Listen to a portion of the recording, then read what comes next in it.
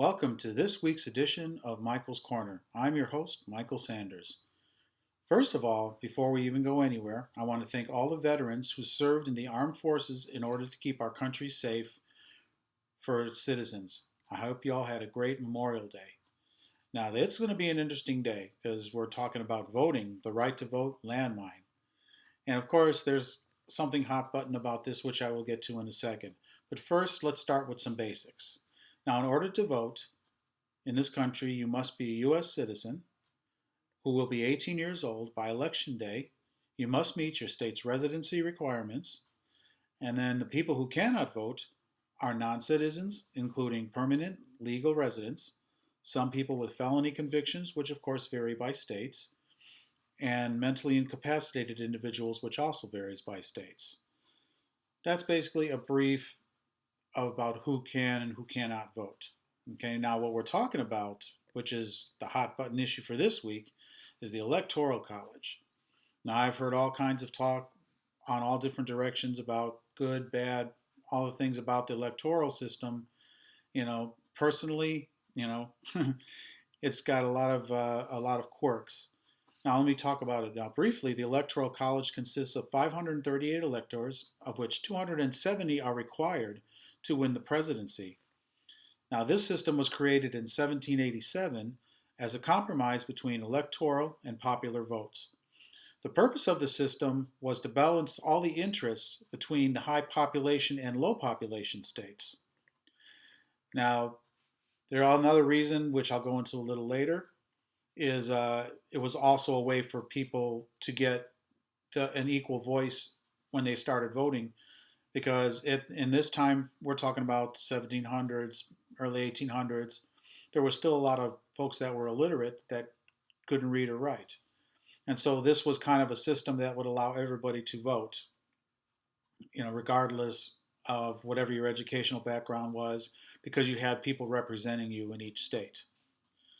Now, this Electoral College was called into question twice of interest. Now, the first one was in 2016, the presidential election between Donald Trump and Hillary Clinton. I know everybody remembered all the controversy with that, because what it was is Republican Donald Trump secured the presidency with the Electoral College, while Hillary Clinton had a narrow margin of victory in the popular vote. Now, if you look at that, in the popular vote, if we were to go by straight popular vote, Hillary Clinton should have been declared the winner, but she wasn't because of the Electoral College. Now, this also happened in 1876, the election of 1876. Now, this one was even worse because it was the same situation. You had a Rutherford, let me correct myself, Rutherford B. Hayes won from the electoral vote as opposed to the popular vote against the Democrat Samuel J. Tilden. Okay? Now, in this situation, it's the same. Tilden should have won based on popular vote. Now, I'm not picking sides or parties here, but people felt Tilden was the better fit at the time, and they felt in 2016 that Hillary Clinton was the better fit at the time. But they couldn't have their way because the popular vote isn't what votes the presidency in. It's the Electoral College that votes them in. Now, that particular election, the 1876 one, almost plunged the United States into a second civil war. As if we didn't have enough war back then, right? Now, I have to ask the question, and I know a lot of people do, is the Electoral College really needed in modern times? Okay? Well, one of the arguments that created it in the first place was that people, as I said earlier, were not informed or intelligent enough to elect a president. For this, they needed people to vote for them. This may have been true in 1780 when people were uninformed because of distance and how hard getting word from one part of the country to another was.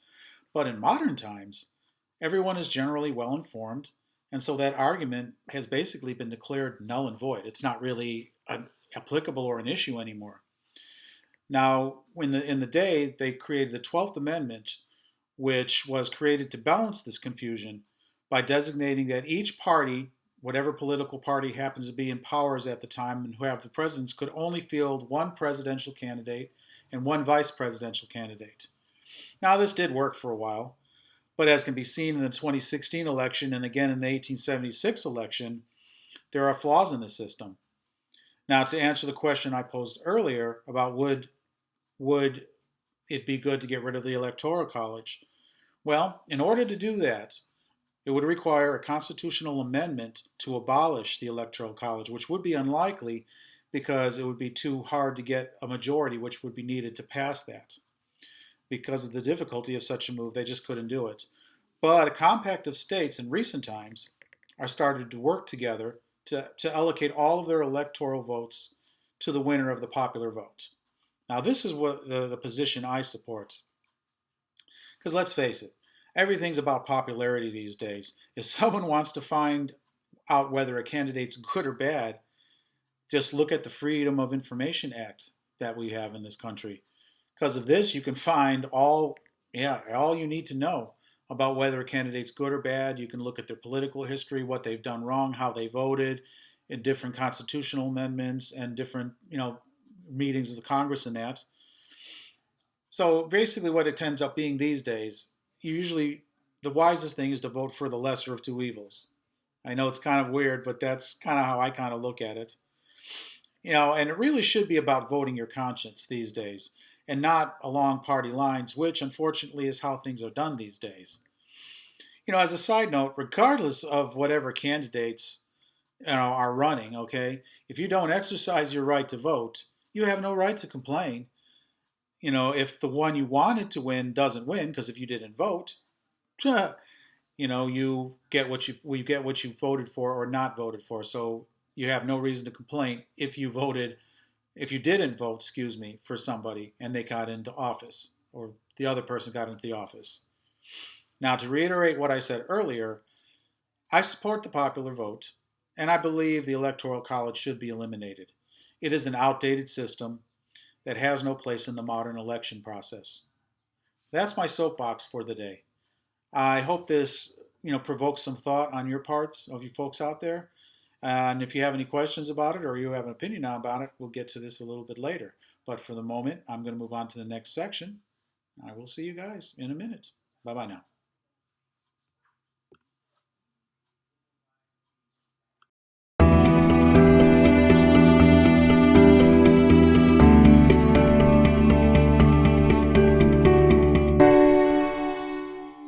Welcome back. This is the question and answer section of Michael's Corner. Glad to see you guys are still with me. Now, as is customary for this part of the show, I have a question for you guys. Okay? Do you believe that the electoral system is an antiquated system that should be removed from our popular voting system of today? Is the popular vote effective enough to elect a president without having to worry about whether they can get the electoral college votes or not?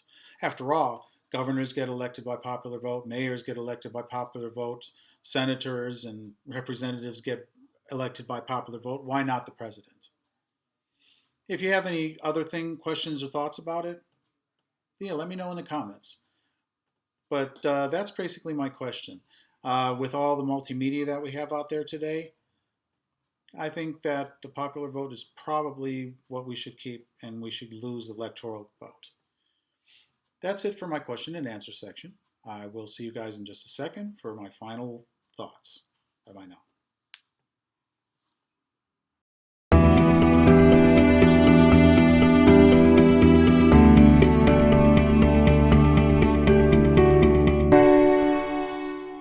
Welcome to Final Thoughts.